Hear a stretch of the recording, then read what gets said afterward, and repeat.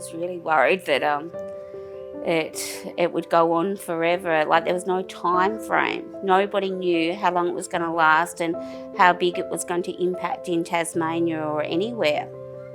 Grade 10 year, have all this planned, and especially because I got onto the SRC, and I was just worried. I would thought, man, if it really does get here, it's going to be bad.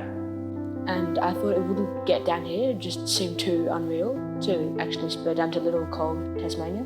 And then we started seeing a drop-off of kids actually coming to school. I think the first time that it really came into my sphere of consciousness as a parent of a child in school was when they started talking about children as super spreaders. So I think I definitely underestimated the impact that it would have on our sort of small community. I was worried though. There was a part of me that was very worried. I think at first it was fairly scary for everyone, and I think that was because of the unknown, that people were hearing lots of things on the media and they didn't really know whether schools would go ahead or, what type of work they would be doing or and they were also caring for the students. So I think that was sort of the initial reaction. Yeah, so we had to think about, okay, what's school going to look like from here on in? My anxiety perhaps rubbed off onto my two boys who are in grade 5 and grade 2. They could hear that COVID was around and was something to be aware of and possibly frightened of. They weren't sleeping at night.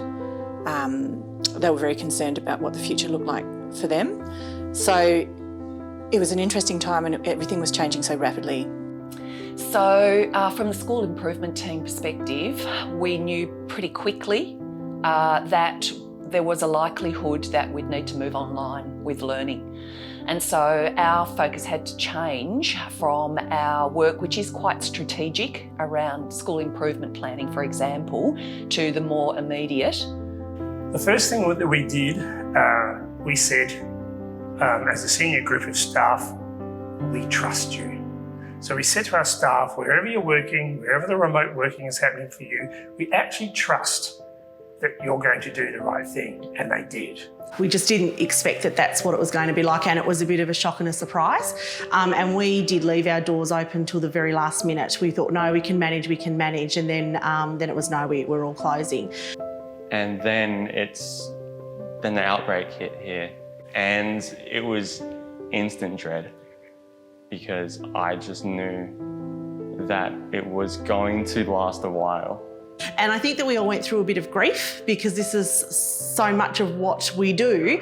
What do we do when there's no people? And what do we do when there's no children? So we had to take a moment of pause and reflect on it's okay. It's okay to be sad and shocked because what's happening in the world is sad and shocking, and we're allowed to react to that in that way. A lot of students were really anxious and had a lot of questions, and they were obviously asking all these questions, and we didn't have the answers. So, we sort of were searching for answers that we didn't have, which was really challenging. A number of students are medically vulnerable, so they were at home straight away. A number of students have issues with change. Cleaners have been amazing. Not only did they step up and respond to the changes in regulations on which cleaning product to use and how to use it, almost changed hour to hour. Without complaint, created that sense of this is a safe place to come to for our staff.